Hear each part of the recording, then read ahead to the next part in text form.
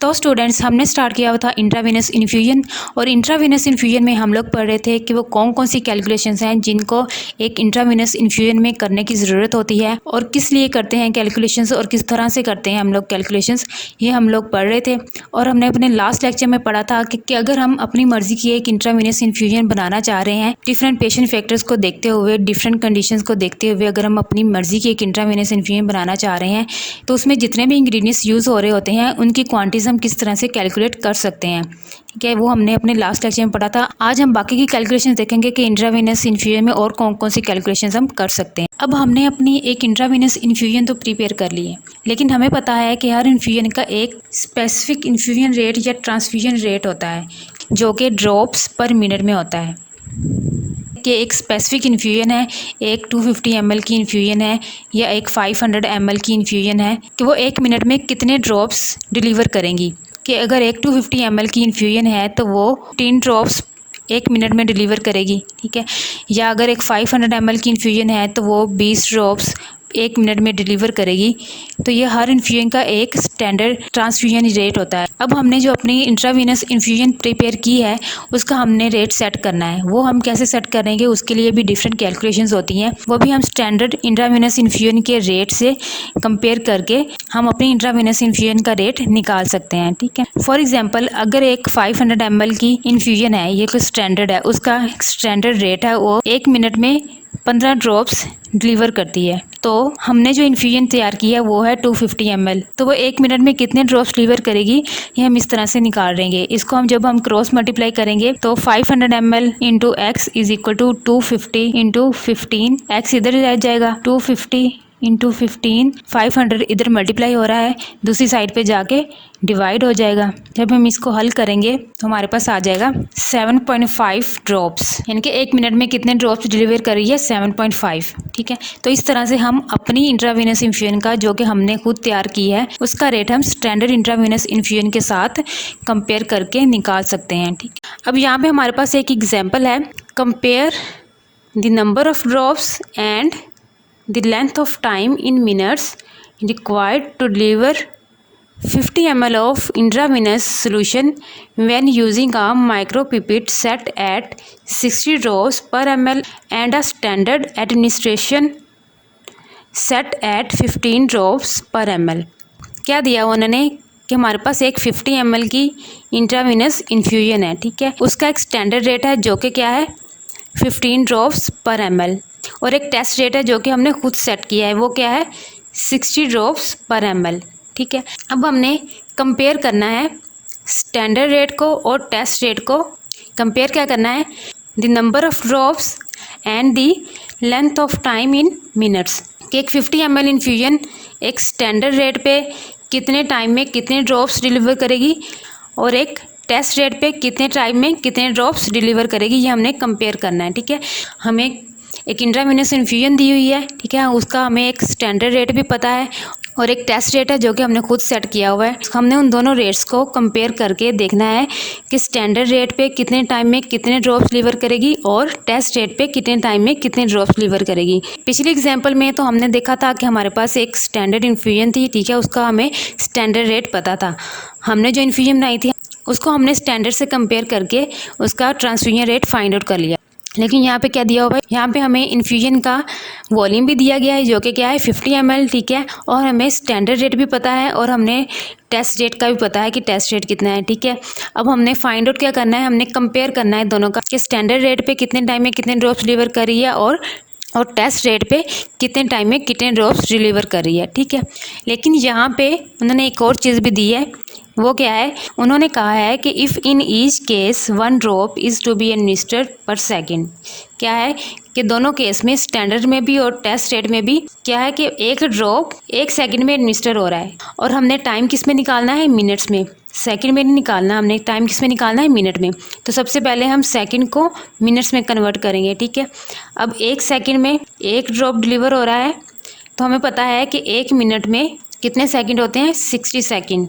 तो 60 सेकंड में कितने ड्रॉप्स डिलीवर करेगी, जाहिर सी बात है 1 सेकंड में 1 ड्रॉप डिलीवर हो रहा है तो 60 सेकंड में कितने ड्रॉप डिलीवर होंगे, 60 ड्रॉप्स। तो 60 सेकंड किसके इक्वल हैं, 1 मिनट के। 1 मिनट में कितने ड्रॉप्स डिलीवर करेगी? 60 ड्रॉप्स।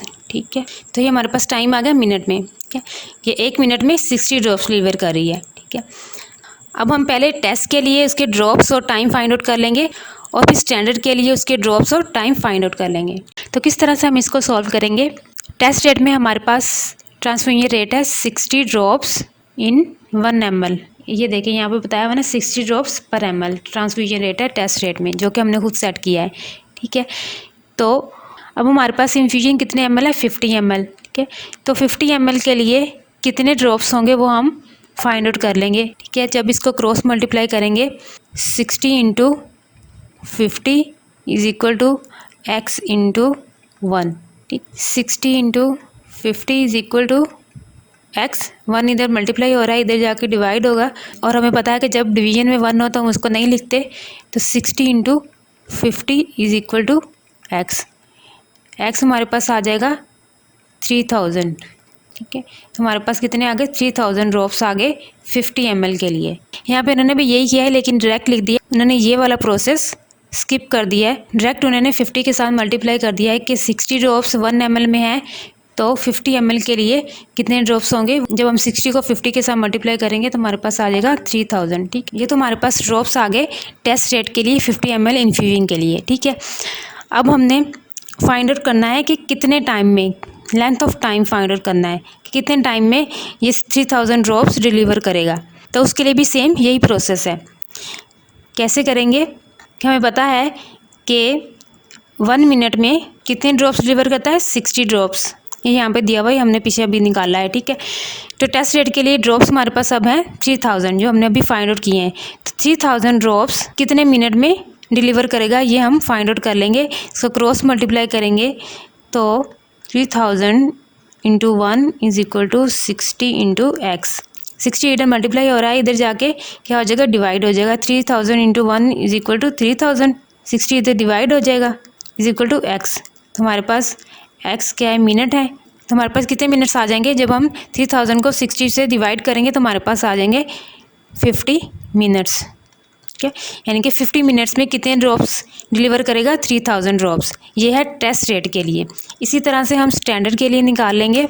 ये उन्होंने भी यहाँ पे यही किया हुआ है, लेकिन उन्होंने ये सारा प्रोसेस स्किप करके डायरेक्टली 3000 को 60 से डिवाइड कर दिया है। ठीक है, तो इस तरह से डायरेक्ट आपको समझ नहीं आनी थी, क्योंकि पूरा प्रोसेस ये वाला है, इसलिए मैंने ये सारा प्रोसेस आपको करके दिखा दिया है। ठीक है, तो इस तरह से हम नंबर ऑफ ड्रॉप्स और टाइम फाइंड आउट कर लेंगे। ये हमने टेस्ट रेट के लिए फाइंड आउट कर लिया है। ठीक है, अब हम स्टैंडर्ड के लिए भी इसी तरह से फाइंड आउट करेंगे। तो स्टैंडर्ड ट्रांसफ्यूजन रेट क्या है? 15 ड्रॉप्स पर ml, यानी कि 15 ड्रॉप्स कितने ml में है? 1 ml में। और इन्फ्यूजन हमारे पास कितने ml है? 50 ml। तो 50 ml के लिए हम ड्रॉप्स फाइंड आउट कर लेंगे। ठीक है, इसको जब हम क्रॉस मल्टीप्लाई करेंगे 50 into 15 is equal to x into 1। X is equal to हमारे पास आ जाएगा 15 इंटू 50। जब हम इसको मल्टीप्लाई करेंगे 15 को 50 के साथ, हमारे पास आ जाएंगे ड्रॉप्स। कितने ड्रॉप्स आएंगे? 750 ड्रॉप्स। तो हमारे पास स्टैंडर्ड ट्रांसफ्यूजन रेट के लिए कितने ड्रॉप्स आ गए? 750 ड्रॉप्स।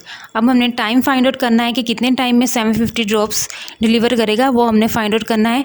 वो भी हम इसी तरह से, इसी फार्मूले से फाइंड आउट करेंगे। ये हमें पता है कि 1 मिनट में कितने ड्रॉप्स डिलीवर करेगा? 60 ड्रॉप्स। ये हमने पहले निकाला है कि 1 मिनट में 60 ड्रॉप्स डिलीवर होते हैं। तो 1 मिनट में 60 ड्रॉप्स डिलीवर हो रहे हैं, तो हमने कितने ड्रॉप्स डिलीवर करने हैं? 750 ड्रॉप्स कितने मिनट में डिलीवर होंगे वो हम फाइंड आउट करेंगे। क्रॉस मल्टीप्लाई किया 750 into 1 is equal to 60 into x.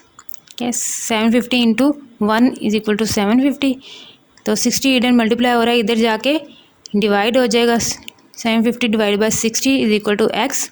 X क्या है? मिनट, टाइम है। जब हम 750 को 60 पे डिवाइड करेंगे तो हमारे पास आ जाएंगे 12.5 मिनट्स। क्या? 12.5 मिनट्स। तो ये हमारे पास टाइम आ जाएगा। तो ये हमारे पास टाइम आ जाएगा स्टैंडर्ड रेट के लिए, कि स्टैंडर्ड रेट पे 750 ड्रॉप्स 12.5 मिनट में डिलीवर हो रहे हैं। ठीक है, तो इस तरह से टेस्ट रेट और स्टैंडर्ड रेट में कंपैरिजन हो गया कि टेस्ट रेट पे पूरी इन्फ्यूजन जो कि 50 ml की है, उसके 3000 ड्रॉप्स 50 मिनट्स में डिलीवर होंगे। स्टैंडर्ड रेट पे 50 ml इन्फ्यूजन के 750 ड्रॉप्स 12.5 मिनट में डिलीवर होंगे। ठीक है, इस तरह से ये हम फाइंड आउट कर लेंगे। इसके अलावा इन्होंने ये डायमेंशनल एनालिसिस के थ्रू भी किया हुआ है। पहले टेस्ट रेट के निकाला हुआ, फिर स्टैंडर्ड रेट के निकाला हुआ है, लेकिन ये आपके लिए थोड़ा मुश्किल हो जाएगा। ये तरीका ज़्यादा आसान है, आप इसी तरीके से करना।